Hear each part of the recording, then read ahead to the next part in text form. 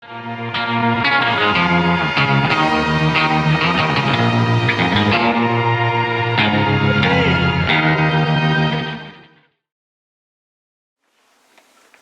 the one thing I notice about this episode, and probably the episode before this, is they change the credits, but they don't change the theme. Or at least the intro. Maybe they just got sick and tired of playing the whole My Little Pony theme, so they just decided to play the background music in the credits. But welcome back to the initial opinion review of On Your Marks. This is the first episode of Season 5 for the Cutie Mark Crusaders, and the first of the episodes of Season 6 to have a song in it. And this takes place, what I believe, is after, of course, the events of Crusaders of the Lost Mark, in which the Cutie Mark Crusaders have to figure out what to do after the events that entail that they get their cutie marks. I'm, of course, pointing them to my Cutie Mark Crusaders Build-A-Bear plushes. So they're just going around trying to figure out what to do, with the situation on their hands. What are they going to do? Are they going to split up on themselves? Are they just going to continue on, like everyone said, just being together and helping others rekindle their talents or whatever? Or at least helping ponies figure out what they're supposed to be doing? Who knows? Basically, we start off the episode with nearly all three of them looking at their butts like they're all texting and walking in the middle of the road. And then running into things. I don't want to blame them. That's almost like real life. But we stop from that as the three of them wind up having to go around town and trying to figure out who they can talk to. As they walk into Bulk Biceps, as he talks to the Cutie Mark Crusaders about his problem. This shocks me the most because the most I've heard out of him is his adrenaline-rushed, yeah! But I've never heard him have, full-on dialogue. And just to hear his, full-on dialogue is just surprising as ever. I really honestly don't know what to say to all of this. It's just, Bulk Biceps having full-on dialogue? I'm not used to it. Same way as Big Mac. You're used to the yep and nope, that you're not used to him having full-on dialogue. So the same way as Derpy Hooves. But still, the Cutie Mark Crusaders help him out, but they still feel as if they haven't fulfilled out their destiny, as, they figure out they try what they used to do back before they get their cutie marks. And that doesn't work out so well.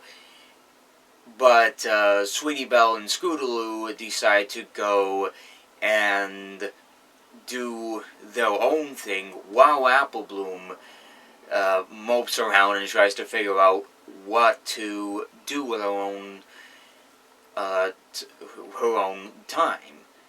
Which, unfortunately, she doesn't know what to do. She winds up coming across this little ballet place where there's apparently a pony, an Earth pony, who is into ballet, but he has stage fright. How do I know this? Because he has all the symptoms of stage fright. If he goes up on stage, he'll be afraid. He's got sort of the same thing Fluttershy has. Everyone looks at him, he's got, I can't even remember the full symptoms of stage fright, but that's what stage fright is. He's got it. He's got stage fright. The same thing that Fluttershy had in Philly Vanilli. which is somewhat named after that controversial German band. But still, Apple Bloom returns back to the, the clubhouse to find Sweetie Belle and Scootaloo after their little experimentation. But Apple Bloom, all three of them figured that they go to, the recital or whatever, and do that little dance thing, and help the kid out. Excuse me. And in seem to be having frog in the throat. In return, they help the kid out, and afterwards, he doesn't get stage fright, and he gets his cutie mark as being the most talented pony. And they suddenly realize what they're supposed to do after Crusaders of the Lost Mark. They actually realize they're not supposed to go their own separate ways and such. So the episode ends literally there. I will admit, On Your Marks is pretty much a good first episode for addressing a bit of the issue with the Cutie Mark Crusaders and how, some of the writers were going to handle the episode. I mean, it is the same people that did, the previous episodes. Heck, Denny Liu, who directed the rest of Season 5, directed this half of the episode alongside another person. I didn't get the chance to read whoever did the rest of it, but I know two other people were on this one, if I remember right. Josh Haber was on this one, but I couldn't remember who else. Overall, I don't know, if this was a fairly decent one, but I would say it's alright for a CMC episode, for a starter, and for the first song of the season, especially since it took 4 episodes for the first song of the season to start us off with. Not that bad. Though, it does feel a little bit like The Pony I Want to Be 2.0 from Crusaders of the Lost Mark. But, oh well, okay. Probably it's gonna have to be one I'll have to take a look back on. That is, if my meds will allow me to. But, decent, fun, and overall like the pony that they have in this episode.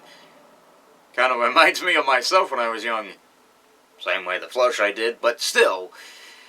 Fantastic character, good morals, and all I have to say is this.